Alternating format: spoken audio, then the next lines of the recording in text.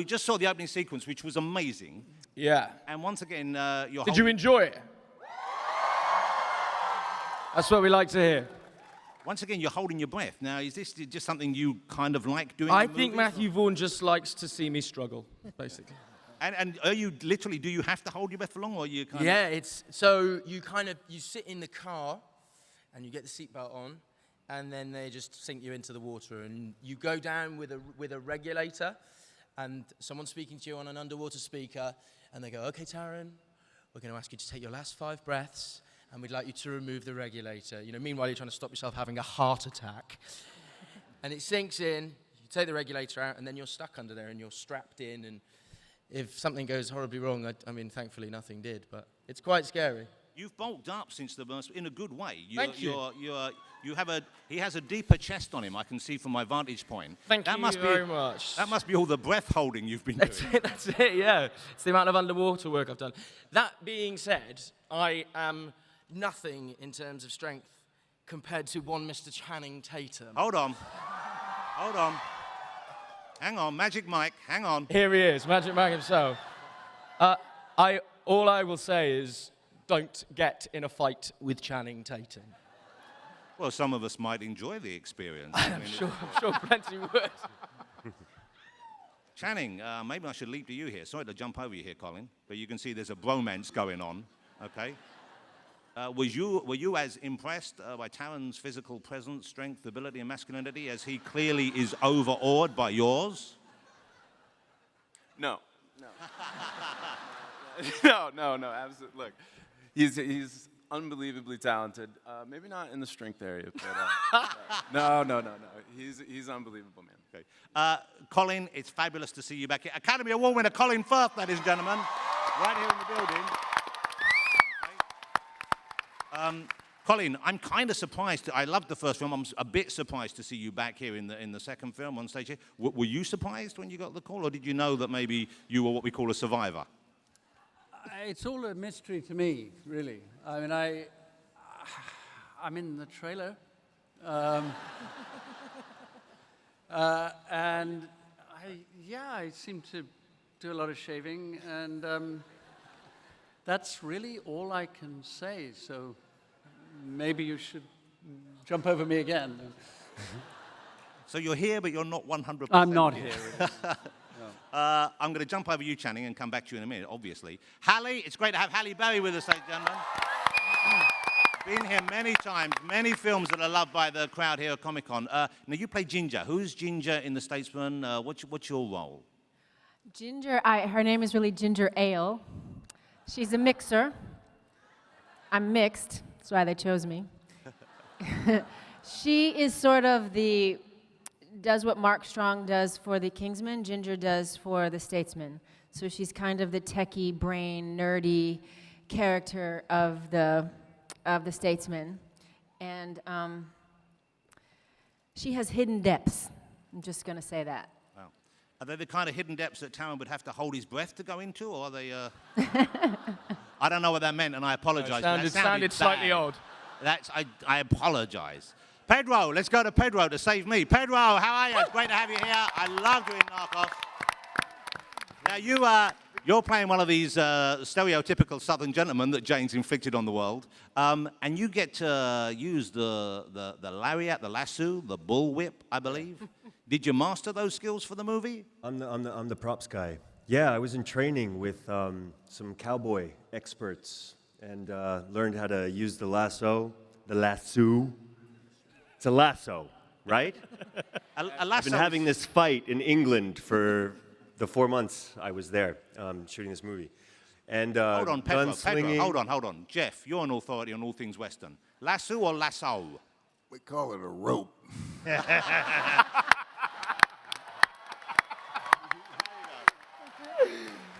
Jeff Bridges, boom!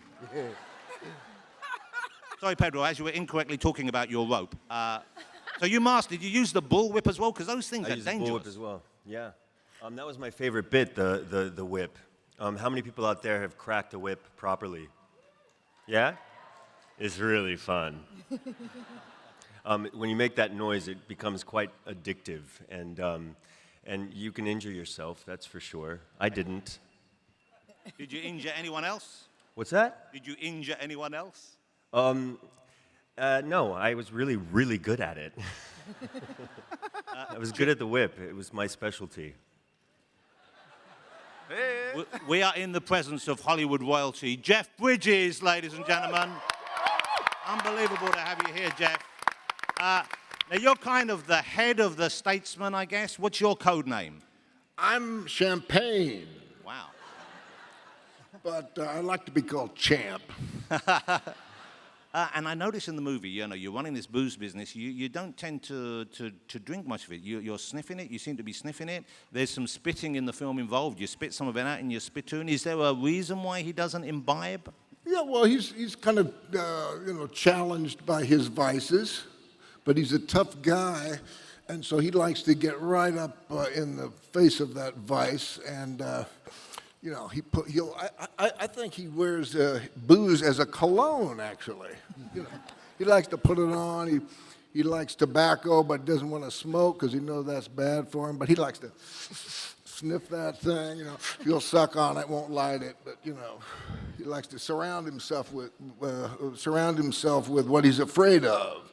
I got stuck in the elevator with a guy who smelled like that last night. I don't know. Yeah, it's hard to lose the character.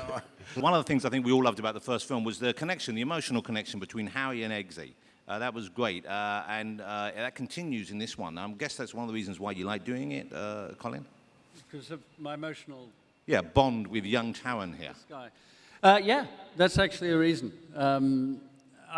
There's when you're doing a thing which has got a lot of this stuff, the action and all the rest of it, it doesn't matter how loud the explosions are or how fast the cars are going on. If you're not rooting for someone, it kind of dries up after a while.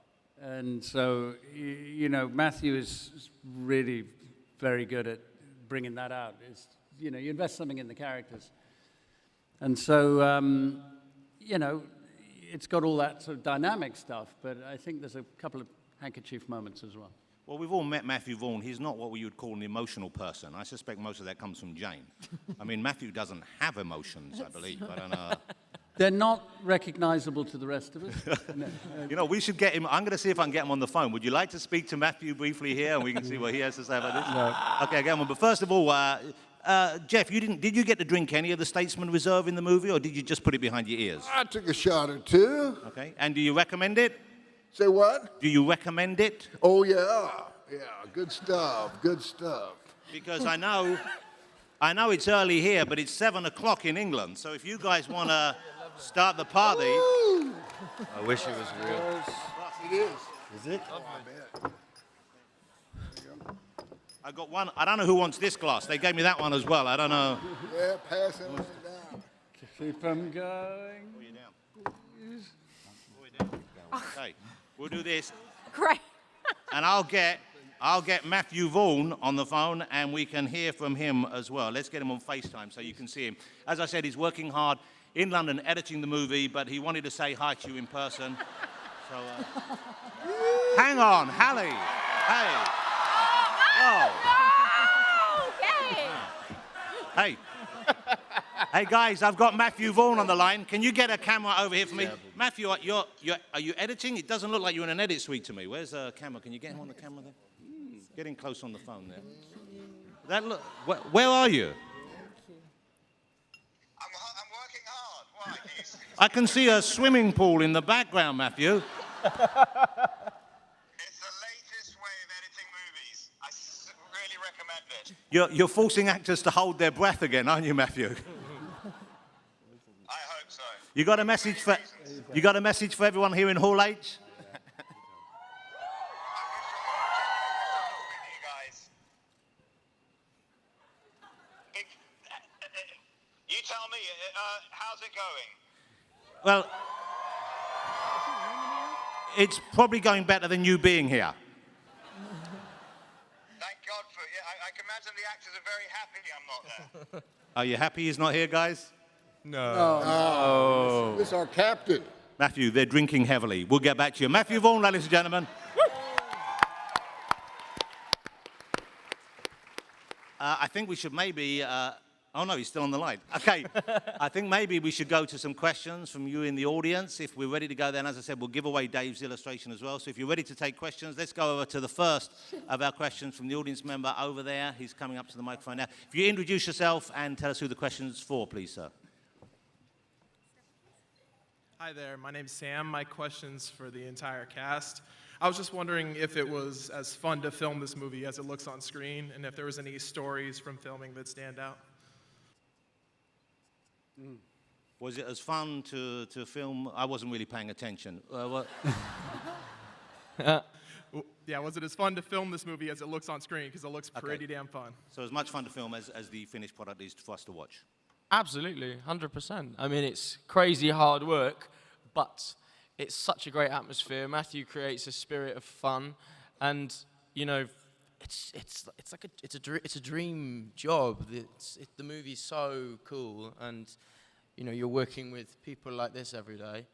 I mean, you know, you get hurt a little bit. That's an occupational hazard. I got my hand slammed in that car door, and Ed Holcroft, who plays Charlie, punched me square in the face, which I really didn't appreciate.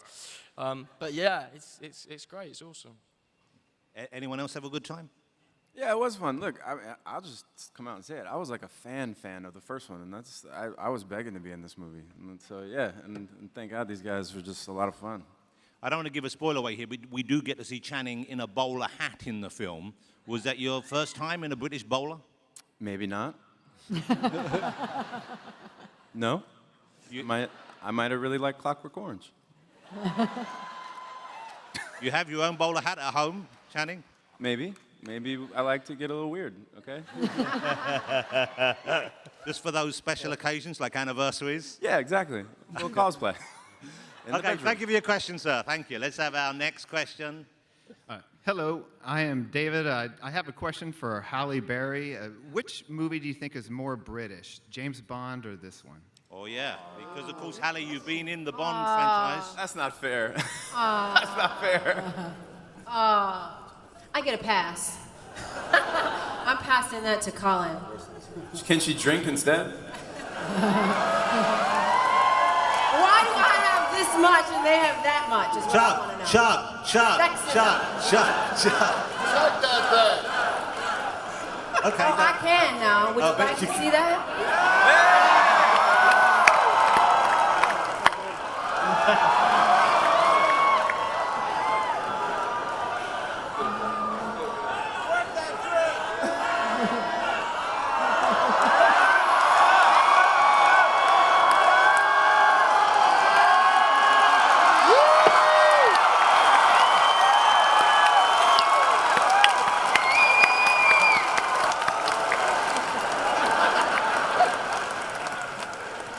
Kingsman and Fox Films would like to remind you to drink responsibly, not like Halle Berry.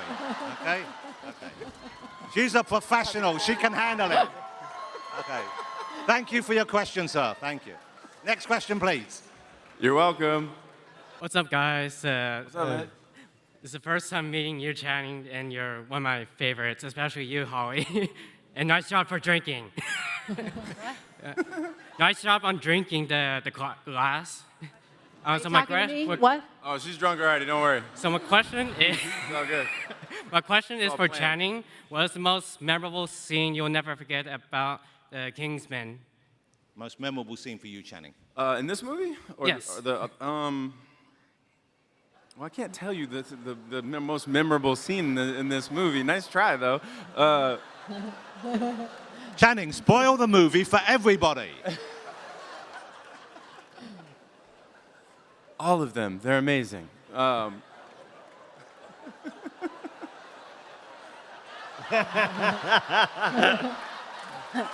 Anyone with Halle Berry. Okay. Okay. They're all memorable. They're all memorable. Every scene is amazing. Let's have another question, please. Hi, I'm Jonah, and my question was, what's the main difference between getting ready for the first Kingsman versus getting ready for the sequel? Okay, we'll have to give that to Colin and Taron here. I don't think there was a great deal of difference, actually. It was pretty much the same hours and hours and hours of choreography and getting Breath-holding. breath holding and getting punched and being thrown at a wall. And I mean, I love it. Don't get me wrong, but it's nice when it raps too. Colin, without giving much away, you're in a very different. Your character's in a very different place in this film, isn't he? Yes, I mean, I'm just sitting here thinking, what on earth can I possibly say? Because to make the tiniest reference to anything I do feels like a spoiler. But Jonathan's right. I had a bit of a different task this time, and different things to prepare. It's probably about as clear as I can be. There was nothing like the training for the first film was immense for someone who has absolutely no athletic history whatsoever. To be told that I didn't have to do very much but kill 200 people in a church. And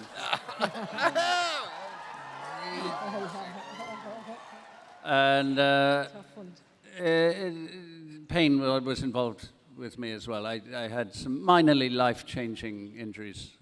Yeah, minor, a scratch. Let's go to Jane, because Jane's the other surviving member from Kingsman 1. What were the challenges facing you in making the sequel as good, if not better, than the first? I think in a way it's great knowing that there are going to be people watching it who know what to expect. That was our fear with the first one. It's such an out there movie, so it's actually lovely knowing that there's an audience who kind of know what Kingsman is and are going to welcome what's to come. And I guess it's hard coming up with a villain as good as the first one, because Sam Jackson was amazing in the first film. Where did you go to for the villain, and what was your intention in this second movie? I think Matthew and I have always agreed that the important thing about a villain is that their ethos and what they want should be something that actually you debate afterwards with your friends and say, you know what, they had a point. It was just the way they went about it was wrong. Yeah. And I think in the villain in this movie, are we gonna show a clip? We're going to show a clip in a few minutes, yeah. Amazing. We were incredibly fortunate to get Julianne Moore and her character Poppy. I think people will not be disappointed. Julianne Moore, another Academy Award winner in Kingsman 2. Let's have another question. Thank you, sir. Thank you, Jonah. Hi, my name is Mike. This question is for Jeff Bridges. If the dude was a statesman, how would he feel about being a statesman?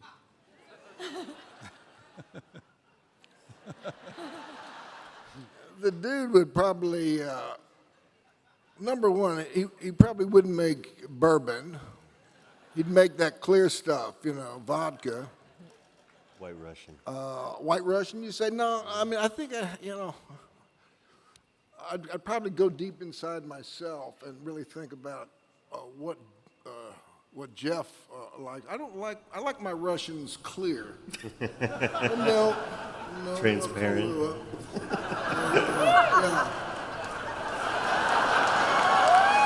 Yeah. He probably wouldn't do that. He probably. Yeah.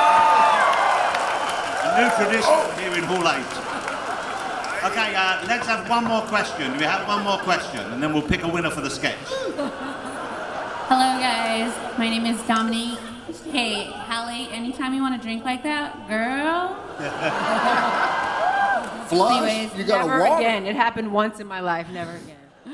My question is, what quality is in a person to make them a true Kingsman, in your guys' opinion, for the whole cast? Or statesman, I guess. A Kingsman Or or statesman. statesman, yeah. What quality do you need? What's required? Alan, let's go to you first. Okay, sorry, yeah, I had a momentary lapse. No, it's good. Have a think about it. But I'm back in the room. Yes, okay. In terms of what it takes to be a Kingsman, I think impeccable manners, right? Manners maketh man, as we know. Yeah. I suspect probably the ability to throw a pretty decent right hook as well. And of course, some seriously beautiful threads as well. Yeah, immaculate. Colin? Yeah, I'd second all that. I think your umbrella work needs to be pretty good. Yeah. I think. That's all I'd really add to that. And also, I don't know if this applies to the statesman, but good emotional management. Channing? For a statesman, you gotta be able to drink and fight first. Yeah, and that's I don't know about anything else. Ali? For a statesman woman, you have to be able to put down a pint of bourbon and still stand. And don't get your hair messed up while you're doing it. Yeah. You know, every panel you're on in the future, they're going to ask you to down a whole pint of whiskey, don't you? This is a new trend. Pedro? Just crack that whip. Yeah. And Jeff? Oh, nice pair of boots comes in handy. Get booted. Okay, so you know I said earlier on we're going to do something with your T-shirts on. Well, the time is now, ladies and gentlemen. We're going to do a group shot with everyone in the hall standing up in their Kingsman T-shirt. You are officially a Kingsman, or if you like, a statesman after this, because you'll know this is the jacket that Eggsy wears when he has a special occasion. And we have that here as well. We'll bring that out. But if you stand up, let's get the lights on. Guys, would you come over here? We're going to do a selfie with everyone in the background. Taron's got his special Kingsman jacket, which matches yours. Bespoke tailoring from Kingsman. Okay, so guys, if you can get round here, don't fall off the stage. Someone hold on to Halle, she's had a few. Okay. If you can get behind me. That way. Okay. Gather in. Okay, everyone behind. Yeah, we're getting a good crowd. Okay, and hold it. Okay, that's pretty good. That's pretty good. Oh, I've got a microphone. That's a sea of orange. Okay, we're going to put those online. Have a look. See if you can find yourself in the photograph. Sit back down. And, wow. And Taron is modeling that Kingsman jacket. Taron, come and give us a walk up here. Let's see this Kingsman. Look at that. That's pretty good. Okay.